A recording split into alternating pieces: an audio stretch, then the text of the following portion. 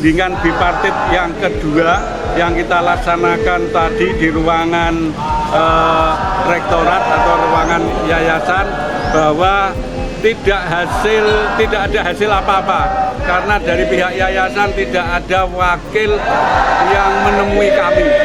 Ini yang menjadi lucu dan menjadi persoalan sekaligus merendahkan kami juga.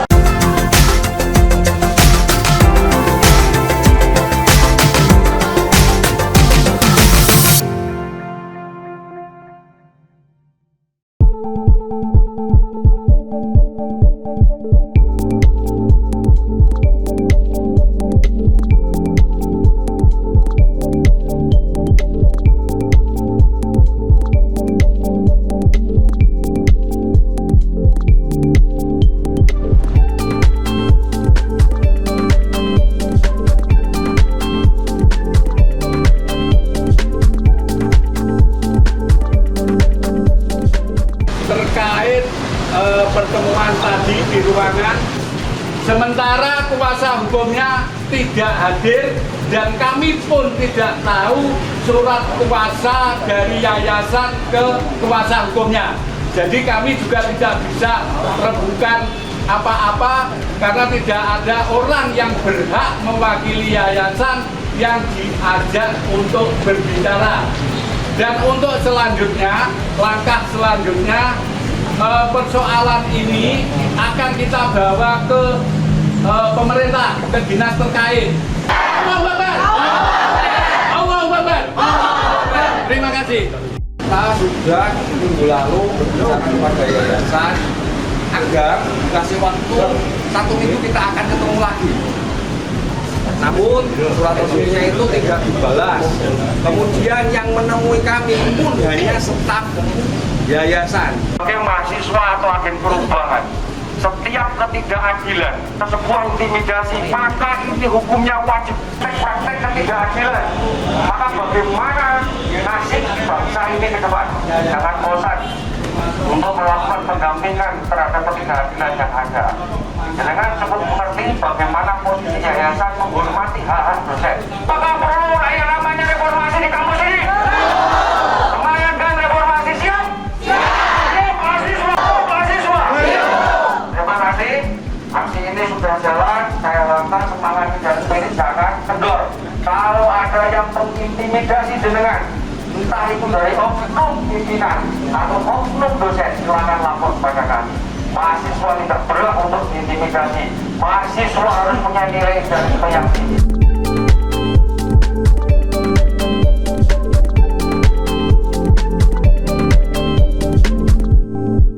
Hasil dari bipartit yang kedua ini, Pak. Ya, terima kasih teman-teman wartawan, teman-teman awak media yang saya hormati dan saya cintai. Perlu saya sampaikan tentang perundingan bipartit yang kedua yang kita laksanakan tadi di ruangan rektorat atau ruangan yayasan, bahwa tidak ada hasil apa-apa karena dari pihak yayasan tidak ada wakil yang menemui kami. Karena ada yang menemui itu hanya sebatas staf di sekretariat yang menyampaikan bahwa kalau ada apa-apa, kalau ada sesuatu persoalan mengenai Bu Mas'uah untuk koordinasi sama kuasa hukum. Lagi pula tidak disebutkan kuasa hukum ini surat kuasanya bagaimana, kantornya di mana, ini tidak dijelaskan, hanya disuruh untuk koordinasi. Ini yang menjadi lucu dan menjadi persoalan sekaligus merendahkan kami juga selaku kuasa hukum dari penerima kerja Bu Mas'uah di Yayasan UMK ini. Jadi berkaitan dengan keadaan situasi yang terjadi di ruangan tersebut, kita mengambil sikap bahwa bipartit sudah selesai. Persoalan ini akan kami bawa ke pemerintah untuk dilakukan mediasi, dalam hal ini dinas terkait. Mungkin minggu depan kita pastikan persoalan ini sudah nyampe di pemerintah atau di dinas terkait untuk dilakukan mediasi. Saya kira dari kami tim kuasa hukum cukup. Terima kasih atas perhatiannya dari teman-teman dan semoga ini menjadi perhatian atau menjadi konsen dari publik, dari masyarakat Kudus. Bagaimana UMK, bagaimana yayasan yang ada seperti ini. Terkait dengan upaya atau harapan agar ada reformasi dari yayasan ini juga. Ya, berkaitan dengan yayasan karena setelah kita pelajari, setelah hari ini ada info bahwa yayasan ini memakai kuasa hukum, tidak apa-apa, ini sekaligus menjadi pemacu kami, pemicu semangat kami sebagai alumni, tidak hanya sebagai kuasa hukum, tapi sebagai alumni. Kebetulan saya adalah sekretaris alumni Fakultas Hukum S1 S2, maka ini menjadi semangat untuk melihat dan ikut meluruskan apa yang terjadi di Yayasan UMK, yang mana yayasan ini adalah kalau kita melihat sejarah adalah milik publik, milik masyarakat Kudus. Karena kalau kita pahami, kita teliti, kita lihat bagaimana sejarah berdirinya UMK ini beda dengan yayasan-yayasan yang lain.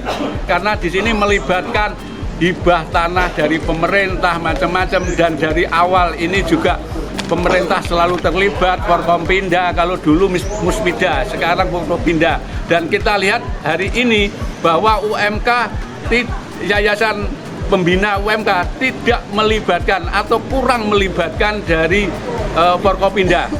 Yang banyak terlibat, yang banyak mengendalikan ini adalah, mohon maaf, ini realita, adalah dari pengusaha-pengusaha tertentu.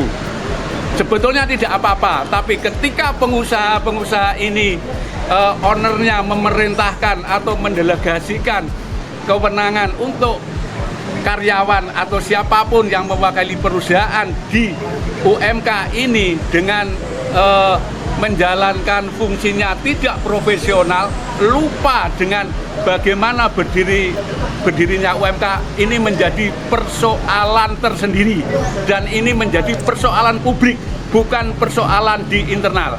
Saya kira itu. Persoalan Humas Wa ini apakah akan melebar ke masalah-masalah kesewenang-wenangan yayasan atau pengurus?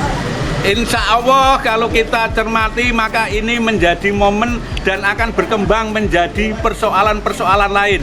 Ini karena ketidakmampuan, ketidakpahaman dari pengurus yayasan terhadap jalannya yayasan secara umum.